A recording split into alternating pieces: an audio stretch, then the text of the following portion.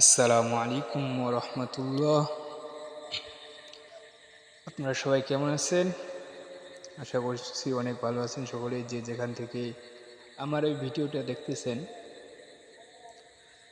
দেখেন আমি কিভাবে লিখতেছি। এটা হচ্ছে স্ক্রিপ্ট লেটার, যেটাকে ইংলিশে বলা হয় স্ক্রিপ্ট লেটার।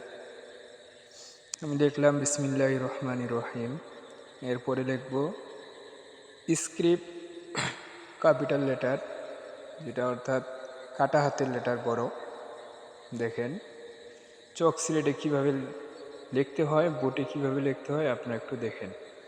এভাবে আমরা নুরানিতে বাচ্চাদেরকে শিখাই একটার পর একটা লেটার, এবং ট্রেনিংয়ে এভাবে আমাদেরকে শিক্ষা দেওয়া হয়, যার কারণে ইংলিশ ট্রেনিং করানো।